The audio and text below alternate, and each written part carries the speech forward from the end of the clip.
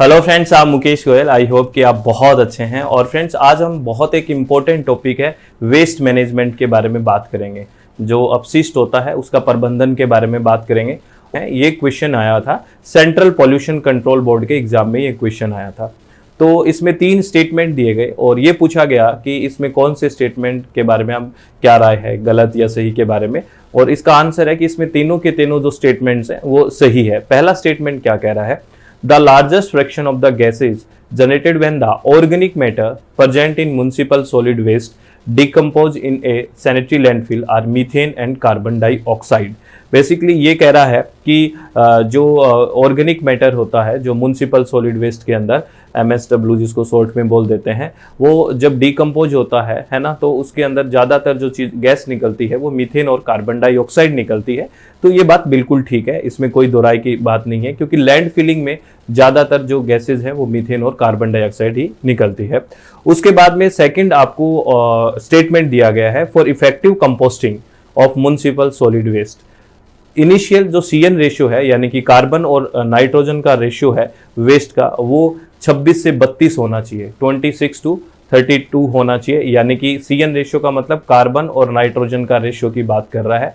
Idol इसको 30:1 भी काफ़ी आइडल माना जाता है, तो ये उसी रेंज में है, तो हम इसको भी क्या मानते हैं, ठीक है, ये भी कोई दिक्कत नहीं है, ठीक है। और थर्ड स्टेटमेंट कह रहा है for effective composting of municipal solid waste moisture content of the waste should be between 45 to 55% by the weight. तो एक ऑप्टिमम कंडीशन होती है कि जो मॉइस्चर कंटेंट होता है वो वेस्ट का कितना होना चाहिए, ऑप्टिमम कंडीशन है 55% होना चाहिए। तो बिल्कुल ये भी ठीक है। तो तीनों के तीनों स्टेटमेंट ठीक है, बिल्कुल ठीक है, करेक्ट है। तो ये क्वेश्चन आपको समझ में आया वेस्ट मैनेजमेंट से किस तरह के क्वेश्चंस पूछे जाते हैं।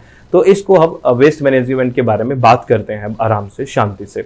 देखो, वेस्ट को प्रोसेस करने की टेक्नोलॉजीज क्या क्या हो सकती है, कैसे कैसे हम मैनेज कर सकते हैं, या ट्रीटमेंट बेसिकली हम किस तरह से कर सकते हैं। एक होता है, अगर इनको ब्रॉडली हम डिवाइड करें तो 2 तरह से डिवाइड कर सकते हैं। एक होता है बायोलॉजिकल ट्रीटमेंट और एक होता है थर्मल ट्रीटमेंट। जैसे इन दोनों के नाम से भी आप समझ रहे हो, बायोलॉजिकल मतलब जैविक है और थर्मल मतलब तापीय, यानी कि टेम्परेचर का यूज करके आप क्या कर रहे हो, इसका ट्रीटमेंट कर रहे हो। तो बायोलॉजिकल प्रोसेस में जो बायोडिग्रेडेबल करेगा, यानी कि ये बायोडिग्रेडेबल जो ऑर्गेनिक पोर्शन होगा उसको डिग्रेड कौन करेंगे, माइक्रो ऑर्गेनिजम्स करेंगे, तभी तो इसको बायोलॉजिकल ट्रीटमेंट बोला गया है। तो क्या है इसके बारे में, in the biological process the biodegradable organic portion of waste is broken down into gaseous product like carbon dioxide, methane gas, etc.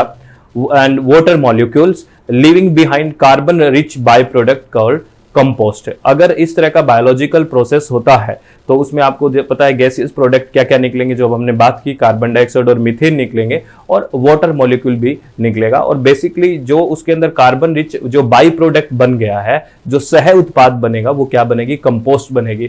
तो कंपोस्ट के बारे में भी हम आगे बात करेंगे, क्योंकि ये जो क्वेश्चन हमने बात की थी वो कंपोस्ट से रिलेटेड था। तो कंपोस्ट के बारे में आगे डिटेल से हम बात करेंगे, लेकिन ये बात ध्यान रखना, क्योंकि ये स्टेटमेंट में भी आपसे क्वेश्चन पूछा जा सकता है कि बायोलॉजिकल प्रोसेस में सामान्यतः जनरली कि जो बाई प्रोडक्ट के तौर पे क्या निकलता है या बाई प्रोडक्ट में एक कार्बन रिच क्या बनता है, तो वो कंपोस्ट बनती है। ये आपको ध्यान रखना है, ठीक है।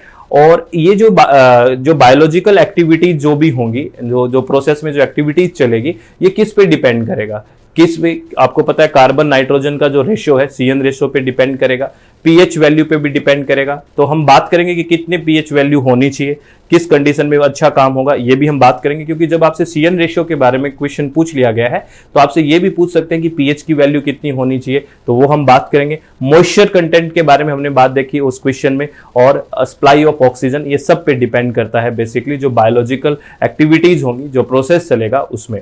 और बायोलॉजिकल जो ट्रीटमेंट होता है उसको हम फिर 2 भागों में डिवाइड कर देते हैं, 2 चीज़ों में। जैसे हमने पहले तो वेस्ट को जो मैनेज करने का या ट्रीटमेंट करने का ब्रॉडली 2 भाग बांटे, बायोलॉजिकल और थर्मल। अब हम बायोलॉजिकल को पढ़ रहे हैं, यानी कि जैविक को, और बायोलॉजिकल को फिर हम 2 भाग में बांट रहे हैं। एक तो है एरोबिक ट्रीटमेंट और एक है अनएरोबिक ट्रीटमेंट। आप नाम से ही समझ रहे हो, एरोबिक मतलब वायवीय, यानी कि यहाँ जो ट्रीटमेंट होगा in the presence of oxygen, यानी कि ये ट्रीटमेंट होगा ऑक्सीजन की प्रेजेंस में होगा। और अनएरोबिक यानी कि अवायवीय ट्रीटमेंट क्या है, अब्सेंस ऑफ ऑक्सीजन, यहाँ पे ऑक्सीजन का क्या होगा, अब्सेंस होगा। ये आपको ध्यान रखना है, ठीक है, क्योंकि ये तो सिंपल सी चीजें हैं, आपको पता ही है। जहाँ एरोबिक है मतलब वहां पे ऑक्सीजन प्रेजेंट है, और अनएरोबिक है तो वहां पे ऑक्सीजन है वो अब्सेंट होती है। और थर्मल प्रोसेस जो ब्रॉडली हम बात कर रहे थे, थर्मल प्रोसेस में क्या होता है, वेस्ट कंपोनेंट आर इंसिनरेटेड। इंसिनरेटेड को हिंदी में बोलते हैं भस्मन, यानी कि बहुत उच्च ताप पे जलाना, है ना, भस्म कर देना। तो waste component are incinerated in controlled oxygen supply. दो चीजें हम पढ़ते हैं, एक तो हम आपने शब्द सुना होगा इंसिनरेशन, तो हम बात कर रहे हैं, एक पायरोलिसिस शब्द और होता है।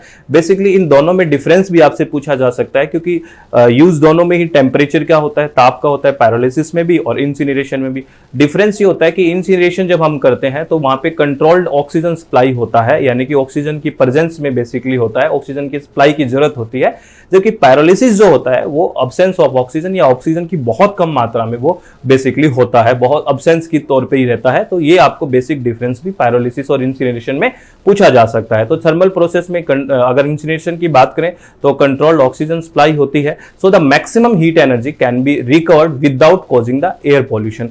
बेसिकली जब थर्मल प्रोसेस करेंगे तो हीट एनर्जी को हम इलेक्ट्रिसिटी के प्रोडक्शन में यूज कर सकते हैं, ठीक है, और इससे हमें इंसिनरेटर का यूज करेंगे तो हम कोशिश करेंगे कि कम से कम एयर पॉल्यूशन हो, कम से कम वायु प्रदूषण हो। ऐसा नहीं है कि इंसिनरेशन से किसी भी तरह के पॉल्यूटेंट्स नहीं निकलते हैं, आपको पता है इंसिनरेशन से बहुत ही खतरनाक पॉल्यूटेंट्स है, जैसे डाइऑक्सिन निकलते हैं। एक बार हिमाचल पब्लिक सर्विस कमीशन में भी ये क्वेश्चन पूछा गया था कि इंसिनरेशन से किस किस तरह के पॉल्यूटेंट्स निकलते हैं जो बहुत खतरनाक होते हैं, डाइऑक्सिन निकलता है। तो ये आप नाम याद रख सकते हो, ठीक है ना, ये भी आपसे घुमा फिरा के क्वेश्चन पूछा जा सकता है। अगर हम थर्मल प्रोसेस के बारे में बात करें, यानी कि इंसिनरेशन के बारे में, the waste undergoes chemical changes to release gaseous by product, ठीक है, water vapour along with heat energy. Heat energy तो निकलेगी जब हम थर्मल बहुत ज्यादा टेम्परेचर का यूज करेंगे, तो हीट एनर्जी को हम कहीं ना कहीं यूज कर सकते हैं इलेक्ट्रिसिटी प्रोडक्शन वगैरह में। तो ये एक थर्मल प्रोसेस की बात होगी, ठीक है। आगे अगर हम बात करें, अब मैं आपको बता रहा था कि कंपोस्टिंग से वो क्वेश्चन पूछा गया, और कंपोस्टिंग के बारे में हम बात करें कुछ, तो बेसिकली कंपोस्टिंग क्या है इसके बारे में हम बात करते हैं, और किस तरह की आइडल कंडीशन और किस तरह की सिचुएशन होनी चाहिए जो कंपोस्ट बनने के लिए। तो ये क्वेश्चन आपसे पूछा गया है, और बार बार कह रहा हूं ऐसे क्वेश्चन बहुत पूछे जाते हैं। तो कंपोस्टिंग क्या है, is the process of aerobic decomposition. Basically याद रखना, ये एक एरोबिक डिकम्पोजिशन का क्या है, एक प्रोसेस है। एरोबिक मतलब यहाँ पे ऑक्सीजन की प्रेजेंस है। तो composting is the process of aerobic decomposition of biodegradable organic matter, ठीक है ना। ऑर्गेनिक मैटर का ही क्या करोगे आप, बायोडिग्रेडेबल ऑर्गेनिक मैटर है वही डिकम्पोज होगा, उसी से हम कंपोस्टिंग बनाएंगे, सीधी सी बात है। और मैटर इन वार्म, यानी कि कोई ना कोई टेम्परेचर चाहिएगा, ऐसा तो नहीं कि थोड़ा तो टेम्परेचर मेंटेन करना पड़ेगा, वो कितना करना पड़ेगा वो भी हम बात करेंगे। मॉइस्ट इन्वायरमेंट चाहिएगा, है ना, by the action of bacteria, कि जिससे वो जो माइक्रो ऑर्गेनिज्म है वो अच्छे से एक्टिविटी कर पाए और इस प्रोसेस को कर पाए, जैसे एक्शन ऑफ बैक्टीरिया, ईस्ट है, फंजाई है, और अदर ऑर्गेनिज्म जो माइक्रो ऑर्गेनिजम्स हैं जो इस कंपोस्टिंग में हेल्प करते हैं। उनके लिए प्रॉपर एक क्या होना चाहिए, कंडीशन की बात कर रहे हैं, वार्म होना चाहिए, जो हम CN रेशियो की बात करते हैं, pH की बात करते हैं, ये सारी बातें अभी आपसे ये क्वेश्चन पूछा जाता है। जैसे म्युनिसिपल सॉलिड वेस्ट है, इसका इनिशियल रेशियो जो माना जाता है CN रेशियो अराउंड 30:1 का बहुत ही आइडल माना जाता है। 30:1 यानी कि 30 कार्बन यूज होगा तो 1 नाइट्रोजन यूज होगा। 30:1 का मतलब ये है। CN रेशियो हम बात करें ना तो ये कितना है, 30 है, यानी कि ये 30 है तो ये 1 है, ये रेशियो है। क्योंकि बेसिकली आप ऐसा क्यों करते हैं, अगर आप इस बात को समझें तो ये डिकम्पोज किसको कर रहे हैं, ऑर्गेनिक मैटर को कर रहे हैं। ऑर्गेनिक मैटर मतलब कार्बन को ही डिकम्पोज कर रहे हैं, तो इसलिए कार्बन की वैल्यू काफी ज्यादा होगी, तभी तो वो उस पर वर्क करेंगे, वरना वर्क किस पे करेंगे अगर कार्बन कम है। मेरी बात नहीं समझे आप भी, डिकम्पोजिशन किसका कर रहे हो, ऑर्गेनिक, है ना, ऑर्गेनिक का यानी कार्बन होना चाहिए ना, उसी को तो डिकम्पोज करोगे, इसलिए इसकी मात्रा अच्छी होनी चाहिए, अच्छी खासी होनी चाहिए। वो कितनी 30:1 की बात कर रहे हैं, ठीक है। और अगर मैं बात करें एरिया की बात करें, ये भी आपसे पूछा जाए कि अगर हमारे पास 1 टन म्युनिसिपल सॉलिड वेस्ट है, तो अगर उसका जो विंडरो फॉर्मेशन करते हैं, विंडरो फॉर्मेशन एक तरह से यूं बेड बनाते हैं उसका, है ना, विंडरो फॉर्मेशन करते हैं उसका, एक ढेर सा बना है बेसिकली, उसमें जो कितना आपको एरिया की जरूरत है, वो आपको एरिया की जरूरत है 25 मीटर स्क्वायर एरिया पर टन। ये भी आपसे पूछा जा सकता है कि ओनली फॉर विंडरो फॉर्मेशन, जैसे विंडरो फॉर्मेशन जो 21 डेज कंपोस्टिंग, मतलब उसमें 21 दिन के लिए हमने रखा कि कंपोस्टिंग बन जाएगी, और 30 दिन के लिए 30 दिन में वो क्या होता है, मैच्योरिटी यार्ड पे आ जाता है कि मैच्योर हो जाती है वो या कंपोस्ट बन के। तो उसके लिए हमें जो ओनली विंडरो फॉर्मेशन के लिए जो आपको एरिया चाहिए वो कितना चाहिए, 1 टन जो अगर म्युनिसिपल सॉलिड वेस्ट है हमारे पास तो वो चाहिए 25 मीटर स्क्वायर, 25 मीटर स्क्वायर। तो ये आपको ध्यान रखना है, ये आपसे पूछा जा सकता है, इतना क्षेत्रफल या इतना एरिया आपको चाहिए, ठीक है ना, 25 मीटर स्क्वायर। और एडिशनल एरिया आपको चाहिए, ये तो सिर्फ हमने विंडरो फॉर्मेशन के बारे में बात की है। अगर एडिशनल एरिया की बात करें वो भी आपको रिक्वायर्ड होगा, किस लिए होगा, मशीनरी वगैरह के लिए, पैकेजिंग के लिए, स्टोरेज के लिए, अदर जो काम है, दूसरे काम है, उनके लिए जरूरत होगा। लेकिन अगर विंडरो फॉर्मेशन, आपको मैं एक होमवर्क दे रहा हूं, आप प्लीज अगर आप विलिंग है तो इसको करिए, कमेंट बॉक्स में इसका आंसर करिए कि विंडरो फॉर्मेशन क्या होता है, विंडरो फॉर्मेशन है क्या, विंडरो क्या चीज है इसमें वेस्ट मैनेजमेंट में, आप ये बताना, ठीक है। तो लेकिन इसके लिए कितना एरिया की जरूरत है, 25 मीटर स्क्वायर की जरूरत है, ये आपको ध्यान रखना है, ठीक है। अगर मैं पीएच की बात करूं, जो आपसे पूछा जा सकता है कि कितना पीएच हमें रखना चाहिए, तो पीएच अगर बात करें तो 7 to 7.5 ऑप्टिमम कंडीशन होती है। ये बड़ी अच्छी कंडीशन यहां तक है, 7 to 7.5 है ना। और अगर 8.5 है ना, नॉट अबो 8.5। अगर 8.5 से ज्यादा हो गया ना तो दिक्कत कर देगा। क्यों कर देगा कि जो नाइट्रोजन का है वो लॉस ज्यादा होगा, क्योंकि उससे अमोनिया गैस, क्योंकि आप ज्यादा होगा तो अमोनिया बन जाएगी। तो सीधी सी बात है, ये कह रहा है कि अगर आपसे पूछे ना कि कितना पीएच कंडीशन होना चाहिए, पीएच कितना होना चाहिए, यानी कि पोटेंशियल ऑफ हाइड्रोजन का कितना है, 7 to 7.5 ऑप्टिमम होता है, और 8.5 से तो ऊपर जाना भी नहीं चाहिए, ये आपको ध्यान रखना है। तो जैसे उसमें तरह तरह का CN रेशो पूछा है तो पीएच भी पूछा जा सकता है। अगर टेम्परेचर की बात करें तो 50 to 55 डिग्री सेल्सियस की बात की है for the first few days and 55 to 60 degree for the remainder composting period. Biological activities reduce significantly at high temperature. अगर बहुत ज्यादा टेम्परेचर हो जाएगा तो बायोलॉजिकल जो एक्टिविटी है वो रिड्यूस हो जाएगी। तो आपसे अगर आइडल टेम्परेचर की बात करें तो 50 से 55 डिग्री सेल्सियस है इनिशियली कुछ दिन के लिए, और अगर थोड़ा आगे अगर हम चल रहे हैं, कुछ और दिन आगे चले तो 5 डिग्री सेल्सियस का और बढ़ सकता है, 55 to 60 डिग्री सेल्सियस, ठीक है। और मॉइस्चर कंटेंट की हम बात करें तो 55% ऑप्टिमम कंडीशन है, 55% होना चाहिए, ठीक है, ऑप्टिमम कंडीशन। तो उस क्वेश्चन में अब आपको समझ में आया कि तीनों स्टेटमेंट ठीक क्यों थे, क्योंकि तीनों चीजों का कर रहा है, कार्बन डाइऑक्साइड और मीथेन भी निकल रहा है। CN रेशियो की बात की थी 26 से 32, ठीक है, वो एक आइडल कंडीशन है क्योंकि 30:1 की बात करते हैं। और अगर हम बात करते हैं मॉइस्चर कंटेंट तो उसमें यही था कि 45 से 55, तो इतना ही है, 55 ऑप्टिमम कंडीशन है। तो इसलिए तीनों के तीनों स्टेटमेंट वो क्या थे, ठीक थे, ठीक है।